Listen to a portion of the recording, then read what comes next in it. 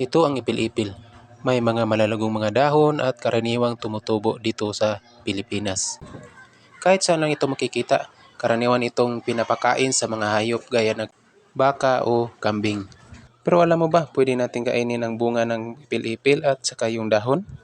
Oo guys, ang mga dahon ng ipil-ipil ay kinakain pala sa ibang lugar at sa ibang bansa. Ito ay ginagawa nilang salad o di kaya sangkap sa iba't ibang lutuin.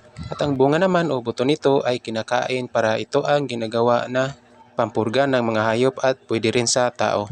Kaya naman pala kinakain ito sa ibang bansa kasi naman ang dami palang benepisyo para sa ating kalusugan itong mga dahon at bunga ng ipil-ipil.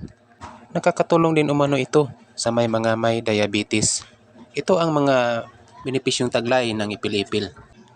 Mayroon itong taglay na antioxidant kagaya ng flavonoids, tannin, carbohydrates, leukocytes.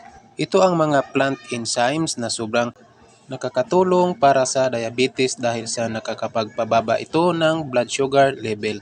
Mayroon din itong antibacterial at antifungal properties na nakakatulong sa iba't ibang uri ng allergy sa balat at nakakatulong din ito sa mabahong hininga. Pwede ito gawing mouthwash. Magdikdik lamang ng isang dakot ng mga dahon ng ipil-ipil at ilagay sa isang basong tubig at ito ang gawing gargle o mouthwash. Ito ay nakakatulong upang malabanan ang mga bakterya na nagdudulot ng mabahong hininga. And guys, so pwede palang kainin ang mga dahon at bunga ng ipil-ipil.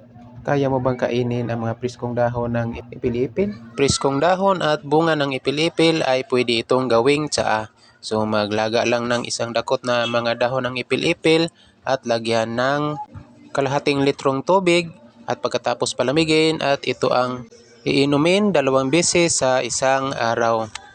Sana nagustuhan niyo ang aking video, paki-share naman po. Salamat po sa panonood. God bless po sa lahat.